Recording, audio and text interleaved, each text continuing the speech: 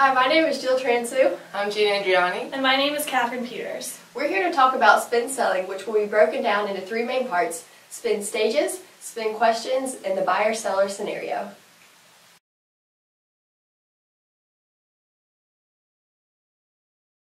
Spin is applied to four distinct stages of a sales call. The first step is preliminaries, in which the seller introduces themselves to the client and the conversation begins. This is the step in which trust is built between the seller and the client. The second step is investigating. In this step, the seller gains background information about the client and asks questions to gain more knowledge about the situation. This step is the most important to the selling process. The third step is demonstrating capability, in which you show your client what you have to offer or what you are selling. It is important to show your client that you have a product that provides a solution to their explicit need. The final step is obtaining commitment, which involves a commitment to the client and completion of an objective. Each of these steps helps to further develop trust between the seller and the client, which helps to build a relationship and further facilitate sales.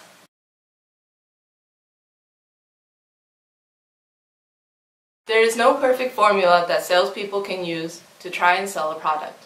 Spin breaks down the selling process into four main questions that are essential to securing a sale. The first is situation questions. With these questions, you are able to begin a relationship with your client while gaining vital information about their background. The second is problem questions, which are asked in order to discover what problems the client is having so that you may address them. The third is implication questions, which takes the problem and explores both the consequences and the effects that the problem may have on the client. The last is need payoff, in which you help the client to realize the benefits and value that come from solving the problem.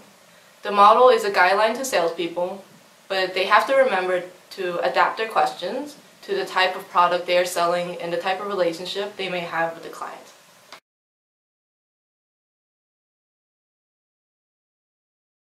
The last main point of spin helps sellers to learn the practice. The first rule is to practice only one behavior at a time. By working on one behavior at a time, the seller will be able to master it before moving on. The second rule is try the behavior at least 3 times. This ensures that the seller is confident in their practices in order to be effective. The third rule is quantity over quality. When practicing this rule, the seller should focus on using a lot of the new behavior. The last rule is to practice in safe situations, which means the seller should use the new behaviors on everyday, less important sales to ensure that the behavior is mastered before it is applied to an important sale. Spin provides step-by-step instructions on how to improve your selling based on your situation. Now that we know the basics of spin, we will apply them to a sale.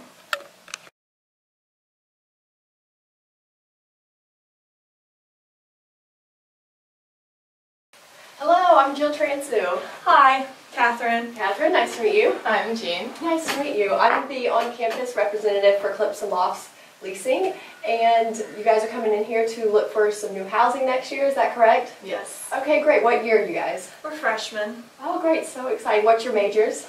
Marketing. Marketing as Marketing, well. Definitely a great major. Now, where did you previously live on campus your freshman year? Johnstone. Oh, Johnstone. Yeah. Heard a lot of things about that. What made you want to move off campus? Well, we kind of wanted to have our own space. Okay. Johnstone's pretty small. Yeah, I want a place that feels more like home. Definitely understandable. What kind of things are you looking for in your off-campus apartment? 2 bedroom, 2 bathrooms. Laundry in the apartment. Okay, well the loft definitely has all of that covered. We definitely have those options. And what's your budget? We don't want to pay more than $400. Okay, we're definitely flexible. We've got some options for you. Okay. Alright. What are your biggest problems living on campus right now? I would have to say the noise level, I hate going to the basement to do laundry. and also the communal bathrooms. Yeah, sharing a room sometimes is kind of rough. Having an RA. Definitely. What kind of things do you wish you had in your on-campus dorm? My own bathroom. Maybe my own, like, more storage space. Yeah. Kind of cramped in our room. Okay. A little small. Definitely. Did you have any troubles living in just one room together, both of you? Yeah, it definitely put a little tension in our relationship. You know, sometimes we needed our time alone. Yeah, and then just lack of space, not having enough of your own personal space. So how was noise a problem for you? Well, at times, because it was so noisy, I wasn't able to study or sleep as well because I'm such a light sleeper. What was it like having to share all that space? Well, it wasn't a whole lot of space. Small space, and there really wasn't enough room for us to decorate with our own styles, and that's something we really want to be able to do. Okay, and how did rooming together affect your overall relationship? Well, at times it was pretty difficult. We maybe got in arguments a little more often, and then we realized we needed some more time apart. More space to go our own ways, and just definitely a little bit of tension. Okay, understandably. So what do you like about this apartment? Well, I like how it's 2 bedrooms and 2 bathrooms, how we have our own bathroom. It's nice. Nice. How would having your own bedroom and bathroom affect your lifestyle? We could decorate it however we wanted to. We would have space to ourselves, which I think would benefit our friendship. We could go have, separate spaces, so I think it would definitely be good for us. Nice. Do you think living in this apartment could improve your ability to study at home versus the library maybe? Definitely. I personally like to study at home more than at the library, so I think here it seems very quiet, and so without the noise I can actually study in my room. Yeah, we could study in our rooms if the noise level in our apartment's too high, but I feel like it'd be quieter living off campus than living in Johnston. Now that you know about this apartment and how it can benefit you, would you like to see the apartment, and why would you like to see the apartment? Well, I think we would love to see the apartment. Yeah, I think it sounds like it's definitely going to be a good option for us. All right, great. Well, it was great meeting with you guys. We'll be in touch. We'll get you a tour of the apartments.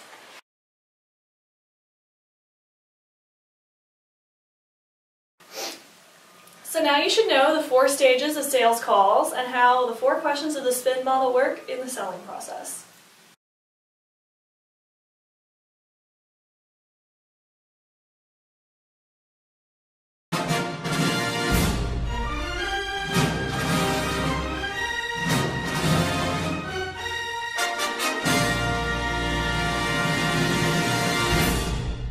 Doctor, I just don't think old-fashioned umbrellas are going to sell like they used to. We're in the middle of a drought. We haven't had rain in years. We have thousands of these umbrellas, though. We need to find a way to move them. Get it? Like move people? With a little creativity and good selling, we can get rid of just about anything. Whatever you say, Doctor.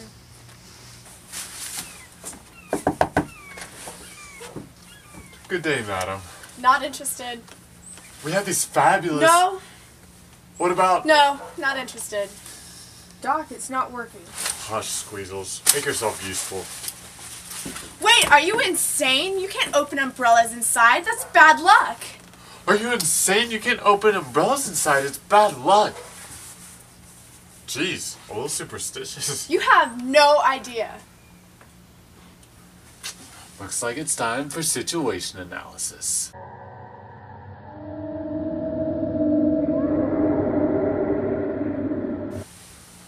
Well, tell me a little bit about your superstitions. Well, the umbrella thing's just common sense, but lately there are others. Wait, well, why would I tell you that? Oh no, I'm superstitious too. Doc, no you're not. Oh, I've seen it all. The spirits never leave me alone, madam. Tell me about it. It's ridiculous, but there are these ghosts. Ghosts? Oh, ghosts. Oh, why yes, of course. What do these ghosts look like? Well, now that I think of it, on October 31st of last year, all these ghosts kept knocking on my door, and they kept coming all night long. It was terrifying. You poor woman. Bless her heart. But recently, they haven't been bothering me anyway, so I'm calmer now.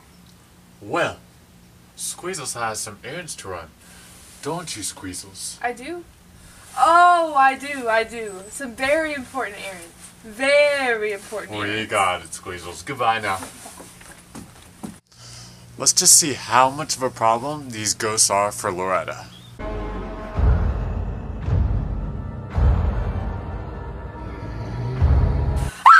Oh my god! What's happening? Why are you screaming? There's a ghost right there! I thought you were calm now. They weren't bothering you. How can I be calm? There's a ghost right behind you! Oh my god! Oh my god! Quick, get behind the umbrella! Ah! Ghost repellent on an umbrella? Yes! You believe that crap about umbrellas and doors being bad luck? It's an old wives' tale the ghosts themselves invented. Everyone knows ghosts are terrified of umbrellas. It shoots an invisible current that only affects ghosts. Just watch.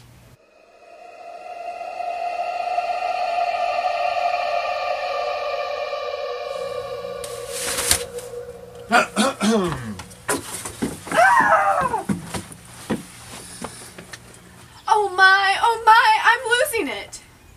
What have you been doing to cope with the ghosts? Well, normally I carry salt with me everywhere. Sometimes that's more effective than others. But most importantly, I never sit next to an empty chair. A ghost could be sitting there, you know. Of course, of course. How do you deal with that? I'm sure you have empty chairs in your house. Am I wrong? Well, normally I have my dog sit with me when I'm sitting in a chair. That way I never have to sit next to a ghost. Time for my implication questions.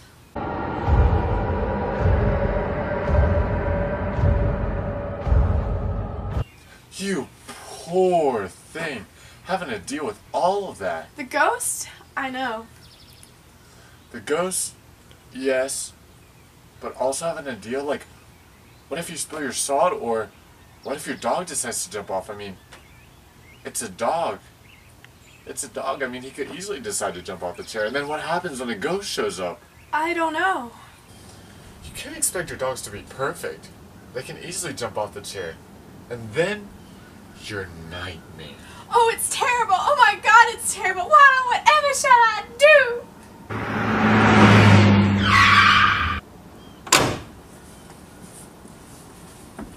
What will she do? What will she do? Need payoff. It's time.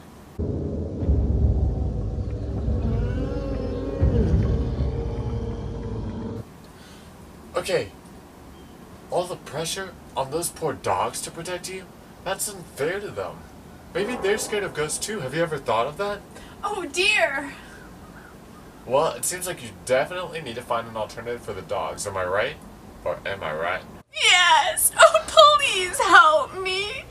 Actually, I do still have my salt. And how has the salt worked for you? Has it ever failed you? It works perfectly until it runs out. I guess I need something that doesn't run out and is easy to hold. Interesting. Easy to hold and lasting. I know when I get scared of ghosts, I like to hide behind something. Could you think of anything else that could be? That's it. Just like when you hid behind the umbrella. I'll take as many of these as you have. The world needs to know more about these fabulous umbrellas. Oh, you're amazing, Doc. How could I ever repay you? You haven't been bothering me recently, so I'm calmer now. What? Sorry. Well, Squeezles has some... Oh my god. Okay. Oh my god! Oh my god! You believe that crap about ghosts? Well, you know, I carry salt around me, and I throw that at ghouls and ghosts, and that's pretty effective. Oh wait, no, I was. Is that okay? No, okay. No, okay. Okay.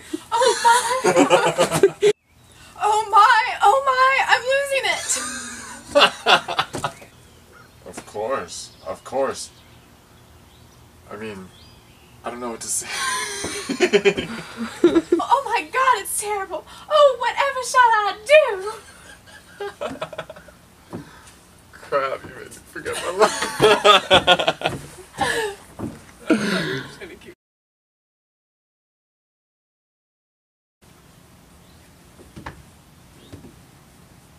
Yeah, let me do it.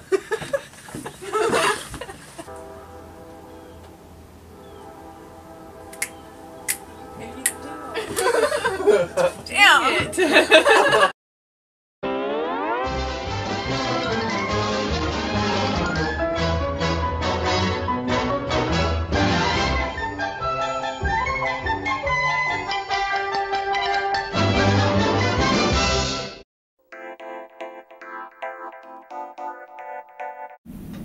What is the SPIN model? SPIN is the model used as a guide to become a better seller. As it turns out, the most successful seller is the one who lets the buyer do most of the talking. But how do you do that?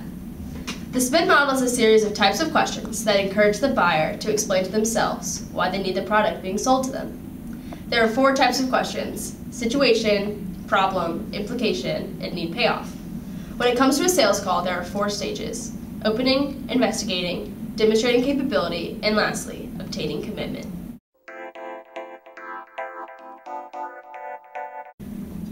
Situation. These generally benefit the seller, but they should be asked economically, and the seller should always do their homework before making a sales call. These are used to get a feel for where the buyer is currently. How long have you been a dog owner?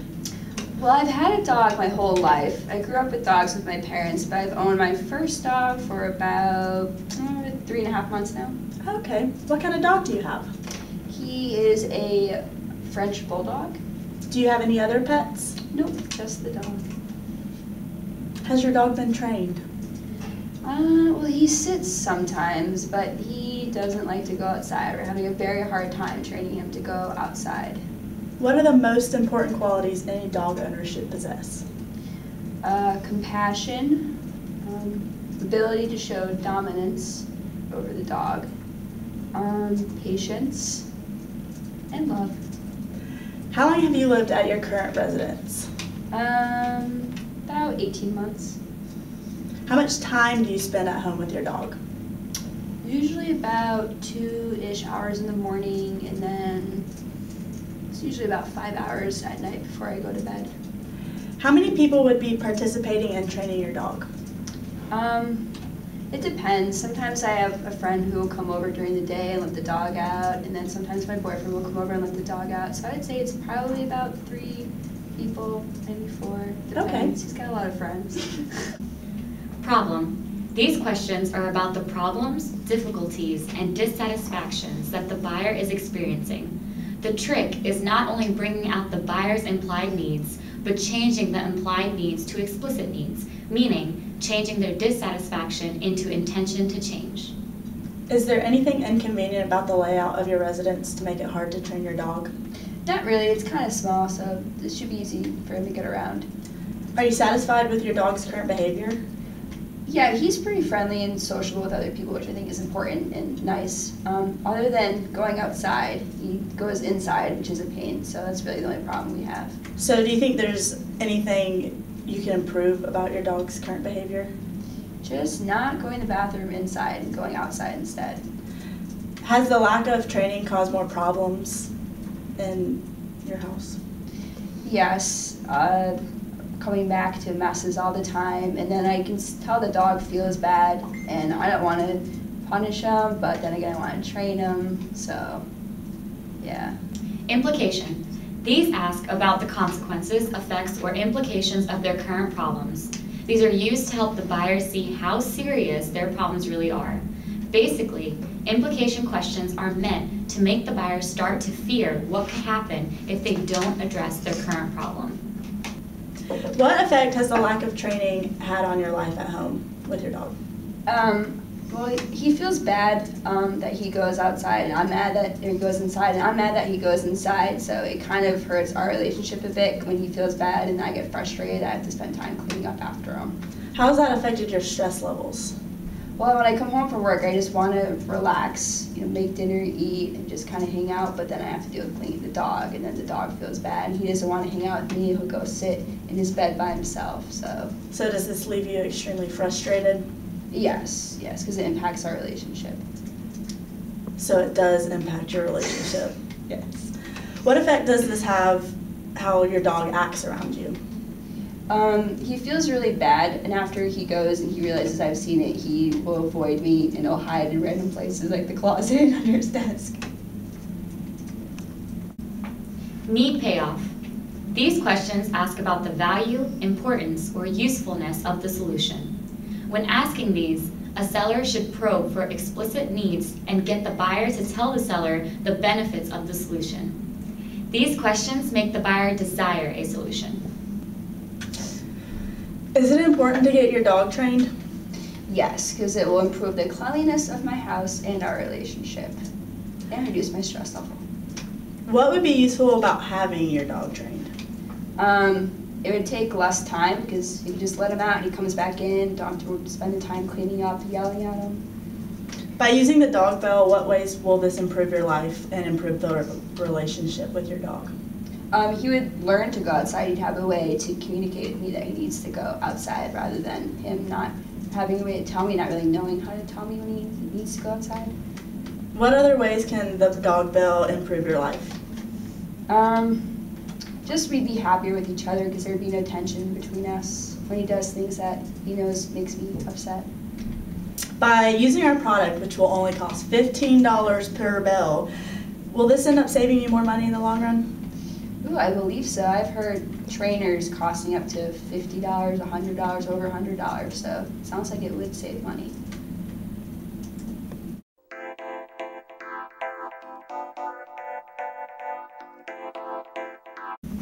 Opening. This is simply beginning the conversation, including introductions and what the purpose of the meeting and call is about.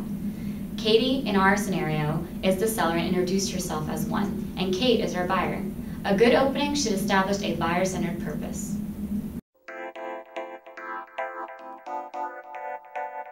Investigating. This is the most important stage. This is the stage where the spin questions are used to help uncover and develop the buyer's problems.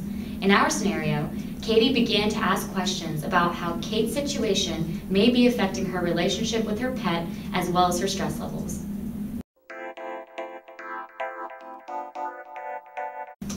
The third stage is demonstrating capability. This is the stage when the seller demonstrates that they have a solution that can help solve the buyer's problems. Need payoff questions are used during this stage to help the buyer identify the benefits and the value of the solution offered.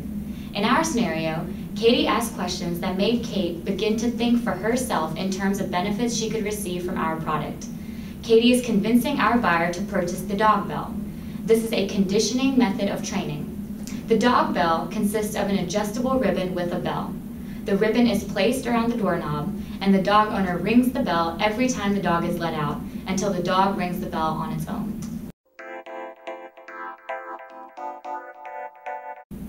Once your dog rings the bell on its own, it has a form of communication with the owner to let the owner know it needs to go outside. Our buyer realizes the benefits she can receive through our product that will aid her in becoming a better dog owner. She will be saving time and money. Obtaining commitment is our last stage. This is the stage when the seller obtains the commitment, but she wants to be sure it is the right commitment. It must be an action that is moving the buyer closer to the sale. So in our scenario, Katie closed the sale by offering that Kate can instantly buy and start to use the product at a discount. Well, good news. I have the bells with me today, and we actually have a sale going on where you can get 2 bells for $25. Would you be interested in making a commitment with me today? Actually, 2 bells would be perfect to do the front door and the back door, so yeah, definitely, it sounds like a great deal. Exactly. All right, let me go get those for you. Thank you very much.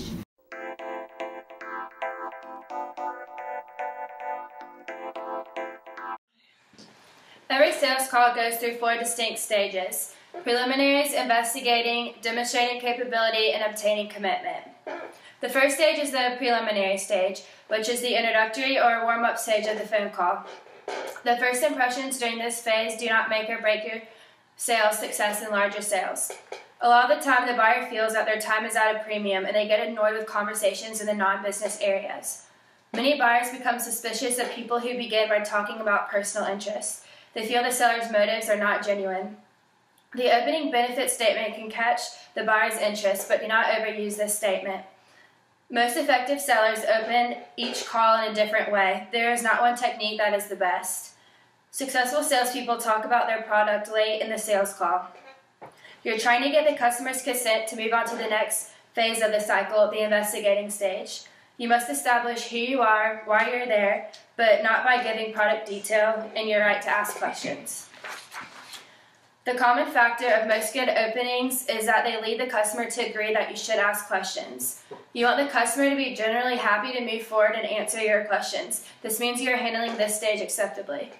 You need to get down to business quickly, so don't chatter for a while. Don't talk about solutions too soon. Offering solutions too early causes objections and reduces the chances of the success of the call. And concentrate on questions. So plan some questions ahead and do not worry about the call before it is happening.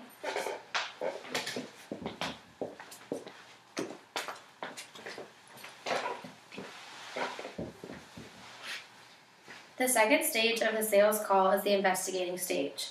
Investigating is the most important stage of all selling skills. In order to sell more effectively, you need to find out more information from your customer. You must ask questions, or in other words, investigate. What type of questions you ask vary depending on the size of the sale, the amount of time you have, and the type of customer you are selling to. Instead of choosing between open and closed questions, studies have found that the successful calls tend to follow in a sequence called SPIN. The SPIN sequence of questions is situation, problem, implication, and need payoff. In these following scenarios, we will be a new and reliable computer backup and recovery software company called Back It Up. The situation question step focuses on asking data gathering questions about facts and background. This question is important in the call to receive a little bit of information off the bat, but it's important not to ask too many of these questions because you could bother or irritate the buyer. Here is a scenario of situation questions.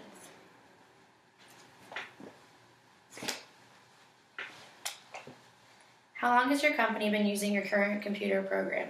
I don't believe we've updated them in the past few years. Could you tell me about the last time your company lost important information that you thought you had saved to your computer? Well, a week ago I opened my work laptop during a meeting to project a project that I've been working on for months. I tried to pull it up through our company's software and I could not find it anywhere. I lost months of hard work. When was the last time you backed up your work other than just saving it to your hard drive? I thought it saved to another location automatically for the purpose of not losing information, but when I looked for my presentation and other documents, they were gone.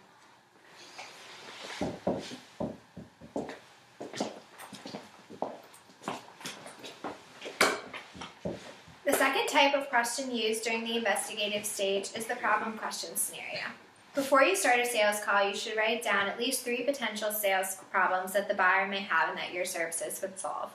Problem questions are strongly linked to success in sales calls. For smaller companies, the more problem questions the seller asks, the greater chance of success that the call will be.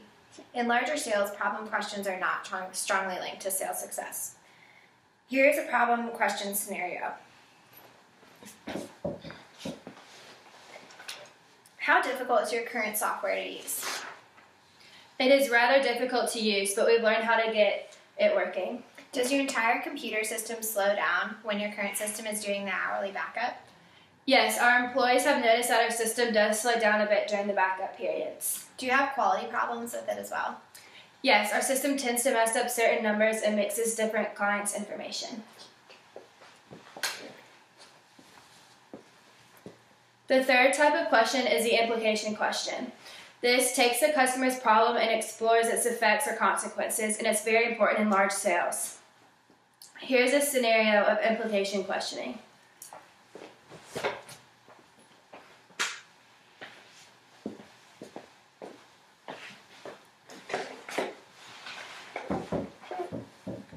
Do you have any backup software on your computers for your company? Yes, we do have backup software. Is it causing you and your fellow employees any type of difficulties? It's been rather difficult lately, but we have learned how to deal with these issues because it keeps acting up. You say it's been acting up lately. What kind of effect does this have on your computers? Not too much. Only when it fails it becomes an issue, but we have employees that are able to look at it and try to fix it. When it fails, do you lose any of your work? Occasionally, but not all the time. It sounds like that could get annoying, am I right? Yeah, that's right. If there are problems your employees can't fix, does the cost impact your company? Over time, it adds up. I can see that. It seems like that could affect the company over time, correct? Yeah, it does. I'm not happy with having to keep getting the software fixed every time it crashes. So from what I can see is that you're having problems with your backup software, and over time it could put a dent on the company cost-wise if you keep having to get it repaired or fixed. It also seems like it could impact any plans or documents on the computer if you lose the work from the system failing. Yeah, our backup software is creating problems for our company.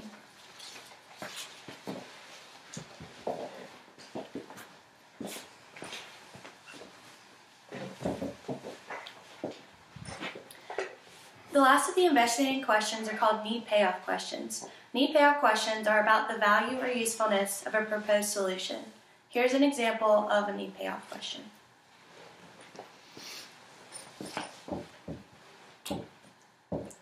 So, would you be interested in a way to control if your operating system saves your information? Yes, of course, but that isn't the only issue I'm having with my operating system. Let's address those problems in a minute. But first, you said you'd like an operating system that saves your information. Why is that important to you? Well, our current system has shut down and deleted selected crucial information during our busy season. This has posed an issue when trying to sell to our crucial customers. Would it help if you could feel assured that your information was safe, no matter the booms or busts? Yes, it would help to prevent many issues that we are currently facing. Can we bring back up the issues you raised previously about your current operating system? Can I assume you'd like improvement there also?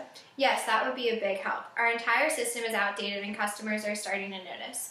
Most of our larger customers haven't said anything, but some of our newer employees have noticed. I see. That is certainly an important issue that's easy to fix, and this can help you save unnecessary costs in the future. Is there any other way I can help you? No, those are the two main issues we are facing at the moment. It sounds like you can really help our business. Yes, we can. Let me explain how exactly our equipment will help you.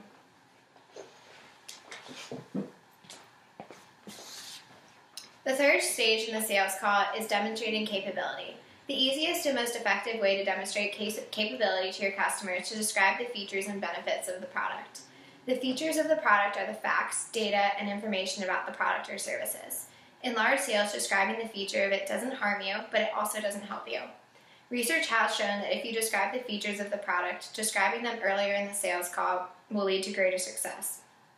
Features tend to have a positive effect on small sales. The benefit of a product shows how the feature can help the customer. There are two different kinds of benefits. The first type describes how a product or service can be used or can help the customer.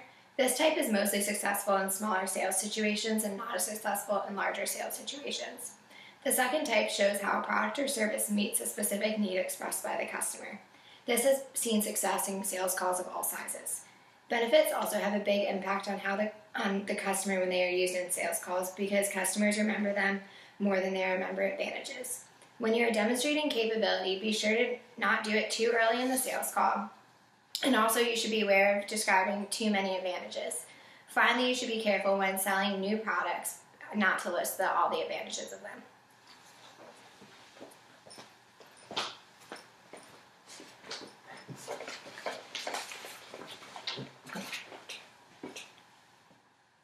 The final stage of spin selling is known as obtaining commitment. Obtaining commitment is also known as closing the sale. Many professional sellers say this is the most important part of selling. The old term, always be closing, confirms this idea. It used to be believed that different closing techniques, such as the assumptive close or the standing room only close, were closely related to success. We now see that the pressure a customer can feel from these types of closes can turn negative, especially as the sale grows larger. Although closing techniques aren't going to be successful in larger sales, you still must close the call. There are 4 possible outcomes with larger sales. The most positive outcome is an order, where the customer shows an unmistakable intention to purchase by signing paperwork. Another positive outcome is an advance, where the sale moves closer towards a decision, but a decision isn't met. Typical advances can include clearance to talk to higher-level decision makers or meetings to further discuss business proposals. An example of a negative outcome is a continuation, which is where the sale will continue, but no specific actions have been taken to move the sale forward. These can come in the form of compliments such as "thank you for coming" or "we'll be in touch," but are simply a polite way to get rid of the seller. The most negative outcome is a no sale, which is where a customer actively refuses a commitment. There are 4 ways to ensure that you do in fact obtain commitment from a customer. The first is to give attention to investigating and demonstrating capabilities. The second is to check that all key concerns are covered. Thirdly, you need to summarize your benefits to your customer. And lastly, propose a commitment. Successful sellers never push the customer past realistic limits. Remember, you're not only making a sales call, but also forming a relationship. I feel like that was a lot better. Yeah. I messed up. Allie. We got this. Unique New York, unique New York, unique New York. Good morning, Clemson University. I'm Anna Wilson, and this is Allie Peck, and we are here with your daily TNN News. Today, we're going to be reporting on the 4 stages of a sales call. Almost every sales call, from the simplest to the most sophisticated, goes through the 4 distinct stages. Our first stage is preliminaries. These are the warming up events that occur before the serious selling begins. In this stage, it is important to relate to the buyer's personal interests and make an opening benefit statement. This includes ways to introduce yourself, as well as how to begin the conversation. Be sure you get down to business quickly, don't talk about solutions too soon, and concentrate on questions. After preliminaries comes investigating. Investigating is the most important of all selling skills and is broken up into a SPIN sequence of questions. SPIN stands for situation, problem, implication, and need payoff. You start with situation questions to establish the background, then problem questions to uncover difficulties, then implication questions to develop the seriousness of a problem, then finally need payoff questions to get the customer telling you the benefits of your solution. After investigating, the next stage is demonstrating capability. In every sales call, you must convince your customer that you have something to offer. The most effective type of benefit shows how your product or service meets a need expressed by the customer. Finally, we end with obtaining commitment. A successful sales call will end with some sort of commitment from the customer. Larger sales contain a number of intermediate steps that we call advances. Each step advances the customer's commitment toward the final decision. Closing techniques are effective in smaller sales, but they don't work in larger ones. Studies show the simplest way to obtain a commitment is also the most effective. You need to check that you've covered the buyer's key concerns, summarize the benefits, and then finally propose an appropriate level of commitment. As stated earlier, of the 4 stages of a sales call, investigating is the most important. To further understand the different aspects of the SPIN model, we are going to tune into a real business deal. Get excited, folks!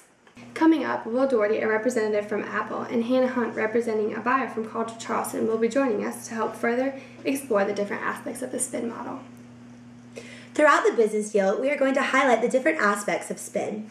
First up, we have situation questions. These questions focus on data gathering about facts and the background. Thank you, Allie and Anna, for having us on your show. So tell me, how long have you been using your current equipment at Charleston? We've had our current PCs for about 6 years. All right. Can you tell me about the school's growth plan in terms of computer availability on campus?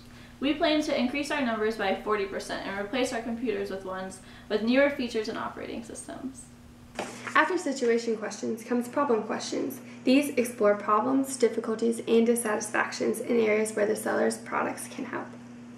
Are your current computers outdated and running slowly? Due to advancements in technology over the past few years, some of our systems have become outdated quicker than anticipated. Our students and faculty have voiced the need for updated software and hardware. And what problems are you currently experiencing with your PCs? Students and faculty have complained about the limitations with the current system when compared to students' personal Mac computers. The complex software used by many of our majors doesn't operate as well on our PCs. Next up, we have implication questions. These questions are more complex and sophisticated. Implication questions take a customer problem and explore its effects, helping the customer understand a problem's seriousness. So how will the problems you're currently experiencing affect the overall vision of the university? Continuing to use outdated systems becomes problematic as we strive to provide students and faculty with the most innovative resources. So how could lagging behind in technology affect your ranking amongst other colleges? Outdated technology will directly affect the desirability of our college and deter potential recruits. After implication questions comes need payoff questions. These questions get the customer to tell you the benefits that your solution can offer. Need payoff questions have a strong correlation with sales success. So as more and more of your students are using Apple products at home, do you feel it will be more conducive for learning? Yes, not only will it be more efficient for our students and faculty, it'll eliminate the hassle of switching between Mac and PC. How do you feel that the availability of features offered by Mac will improve the school as a whole? Apple's continual updates will allow us to provide maximum quality for our students and faculty, now and in the future, aligning with our vision to equip our college with the most advanced technology. Thank you so much for joining us today. We really appreciate getting the inside scoop of what a real business deal looks like. Tune in next week for the inside story of the water skiing squirrel. Oh wait, it's recording. I'm nervous. Are you freaking out? Oh my god!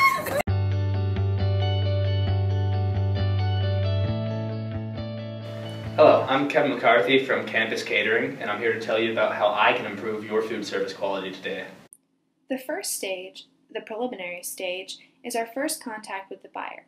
So this is the stage where we will ask questions to get to know the buyer and his business structure in order to build a relationship that will allow us to continue the sale and dig deeper into finding needs later in our sales call. Let's take a look at how this seller handles the situation. Your students are disgruntled with the food service they get here, and I'm here to give you the solution you need to fix your problem. How do you know my students are disgruntled, and what are they disgruntled with? Well, recent campus surveys have concluded that your students are dissatisfied with the quality of food and the choices available to them at dining halls on campus. Yes, the prices would increase, but we believe that the gain in happiness from your students with our meal plans will offset that. I don't think we're able to increase our meal plan prices as of right now, because if we did increase the prices, I think our tuition would go up even more. This is how not to start off the preliminary stage. The seller in this instance tried to start off with an opening benefit statement to wow the buyer and draw him in with a catchy first impression. Instead, it caused the buyer to go on high alert first, and before the buyer could even recognize his needs for a new meal plan, they were discussing an increase in price, which made the buyer turn away from the deal before he could see any of the real benefits. This approach caused the buyer and seller to jump into the deal before any questions could be asked and needs generated by the seller. Let's try that again, but this time let's use spin selling. Hello, I'm Kevin McCarthy from Campus Catering. Thank you for taking the time out of your day to speak with me. I've come here to discuss with you your current meal plans and the options available to you with my company. Thank you, Mr. McCarthy. Our current meal plans are processed by Aramark Food Company, in which they provide the food service for all on-campus dining options. Do you make the purchasing decisions for which food service company you use? Yes, I make contracts with all the food service companies that provide our dining halls with food. And when does your current contract expire? Our current contract with Aramark Food expires in 2016. Do you think that your dining hall needs will grow in the next 5 years? Yes, I believe our capacity in the dining hall will grow with the expansion of Clemson's campus by 10% in the next year. So this 10% increase in dining hall capacity will cause your food service to have to expand and handle a more heavy workload. Do you think Aramark Food Service can handle its capacity? Well, Aramark Food already has a small selection, and increasing capacity will cause them to be even more strained in our dining halls. In this scenario, the buyer doesn't try and use a creative ploy to gain the seller's attention. Instead, he states what the purpose of his call is and gets right down to business. This technique doesn't waste the buyer's time and allows them to avoid the typical small talk that can at times bog down typical sales calls. The buyer then uses situation questions to learn more about the buyer and his purchasing power, and also he learns about the current supplier and the future situation of the company. Stage 2 is problem questions, the investigation stage. This section of questions consists of the seller probing the buyer to reveal issues with their current situation. The seller is searching to find what the buyer is frustrated or dissatisfied with in the buyer's workplace. These problems are issues that the seller can provide solutions to. Are you saving money with your current dining hall plans? Yes, our current plan with Aramark Food Service is allowing us to save money. And do you like the dining hall food? I believe that our dining hall food is sufficient for a college campus dining hall. What's your favorite food served in the dining halls? My favorite thing to eat at the dining hall would be the pizza.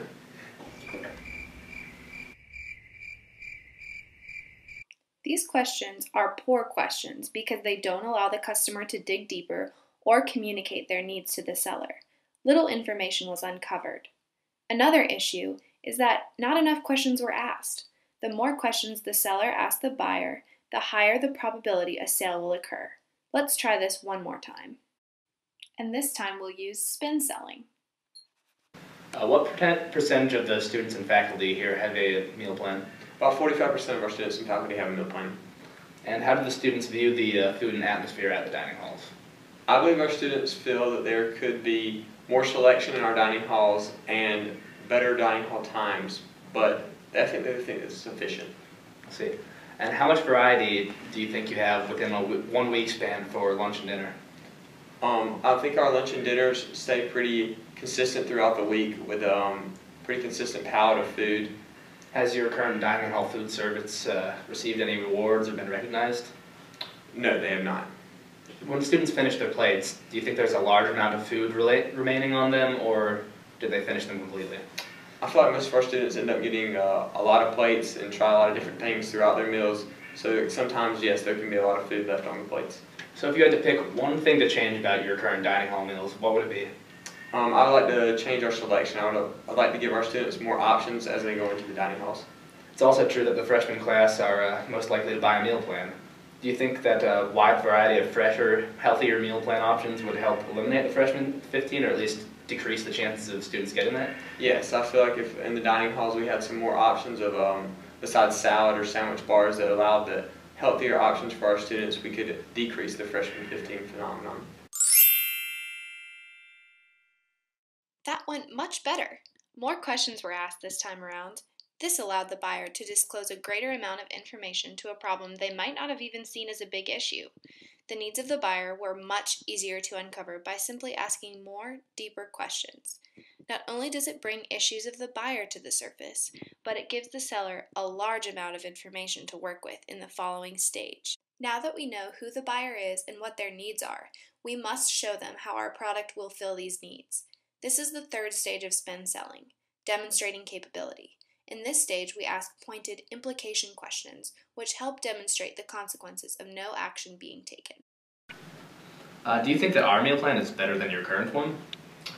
I can see that your meal plan has a lot of benefits, but I don't know with the price if it is better for us right now. Well, I mean, our food is better tasting and we have a greater variety than your meal plan. Why wouldn't you switch over? Price is a very thing we have to worry about, because if we switch over to y'all, we have to increase all of our meal plans for students, which they're already a hefty price for them. And what would happen if you chose to keep Aramark as your food provider?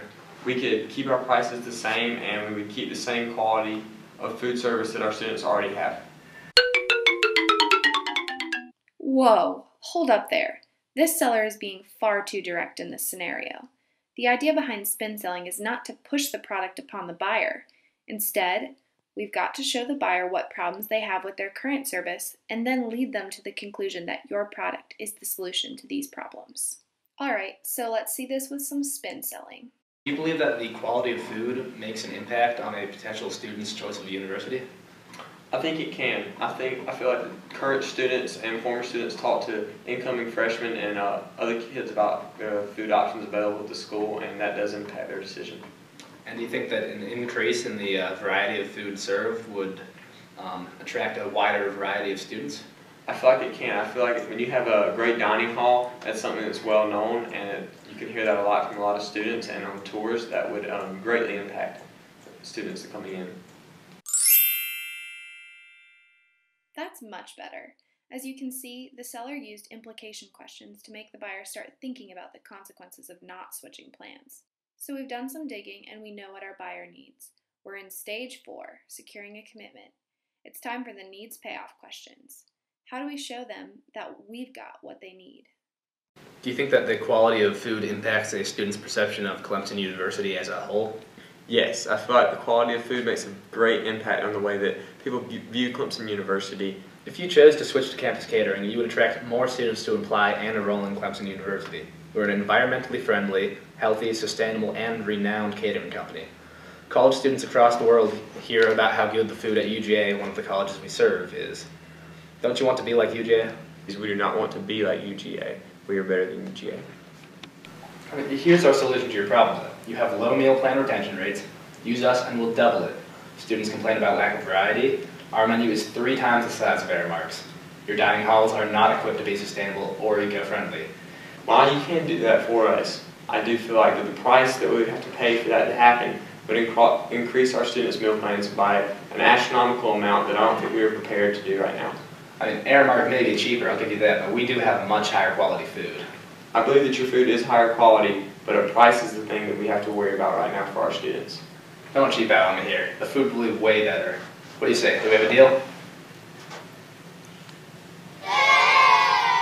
Stop! This is the most important part of the sale, and he's botching it. Salespeople need to make less statements and instead ask more questions. What we just saw was a classic example of the salesperson talking too much, not allowing for the buyer to take any ownership in the solution. Not to mention how he posed the questions in an arrogant way, putting the buyer on the defensive. Let's take a look at this scene again, but let's do it with spin selling. If you could decrease the number of unhappy students waiting in line for food or walking right out of the dining hall because of so few options, how many additional students do you think you could get to sign up for the meal plans? I feel like with a wider range of options available in a dining hall, we can increase our availability of meal plans and the amount of students on meal plans by 10 to 15%. Now, could the high quality, healthy food that we're suggesting also reduce waste, as more students would eat all of the food on their plates instead of returning half full plates? Yes, I feel like if we have better food available, students won't have to go back numerous times to certain places in the dining hall to be able to get a full meal. They can get one meal at one stop, which will be cut out waste and allow students to get more in one stop. Would you receive positive recognition from your management by changing to a catering company that is also environmentally friendly? Yes, I feel like it would be great for our university as we try to recycle and do other things and start that green initiative to be able to also do that in our dining halls. And what would a renowned company like Campus Catering enable you to do that you cannot currently do with Aramark? Campus Catering would allow us to show off our dining halls to all students, and it would allow us to show that we are trying to make a great effort to give our students the best opportunity available for them at Clemson. You think that the Clemson family deserves to be treated like a family and have access to delicious home-cooked meals? I think we have a deal, Mr. McCarthy. Now that's how it's done, folks. Remember, in spin selling, there's 4 stages and 4 question types: situation, problem, implication, needs, payoff. When you're in a selling situation, keep these tips in mind, and you too can help your potential customers get what they need. There's a new school of thought about how to conduct a sales conversation rising in prevalence in the business environment. Developed and coined spin selling by Neil Rackham, the acronym stands for a series of directed questions titled situational, problem, implication, and need payoff. Today we'll observe a skilled salesman conduct a successful sales conversation with a local business, all while employing spin selling techniques. Go. TJ, your task today is to conduct a successful business meeting with the manager of Spill the Beans. Remember, we want to focus on building a relationship with her so that our companies can work together in order to reach success. We will be using our spin selling techniques. Okay, spin selling techniques. Situational, problem, implication, and need payoff. Correct! So, initially, you need to get to know her. After some small talk to build the relationship, you should begin to ask her about the problems and difficulties she is currently facing at Spill the Beans. Then, you should ask her what would happen if she did nothing about her problems. This will lead her to realize the value in our product and what we are offering her. Okay, I can do that. Most importantly, I want to establish a friendship with him. I hope that she'll be able to see the benefit of placing Spill the Beans advertisement in our gas station, Citgo. Hello, I'm TJ. I'm a sales associate with Citgo gas station. How you doing this morning? Good, nice to meet you. My name's Emily. So I'm guessing growing up, ice cream was a big part of your life? I love ice cream. It's one of my favorite foods. There, the seller used the traditional preliminary step of trying to relate to the customer. So tell me about Spill the Beans. Why is it unique? Well, we're the only ice cream and frozen yogurt place in Clemson where you can make your own flavors and combinations. We mix in the ingredients for you, but the choice is all yours. Okay, so how does this separate you from other places in Clemson who sells like frozen yogurt and stuff? Well, like I said, you're obviously creating your own flavors and combinations, but we also have more of a coffee shop vibe in our restaurant. So instead of like tables and chairs or just grabbing and going, you can sit down and relax on the couch, listen to some nice music, and just kind of relax with your friends. You'll notice that the seller started off the conversation with priming questions rather than jumping directly into negotiations and discussing problems. These are great examples of situational questions. The questions help gather useful facts about Spill the Beans and appeared to have warmed the manager up to the conversation by getting her talking about something she's passionate about, her business. It's helped the seller understand more about Spill the Beans, put the buyer into a more positive mind frame about the negotiation, and set the stage for the beginning of a relationship between the two companies. So, about how much people you think like come to your business like on a weekly basis? We probably get around 100 people a day, so maybe like 700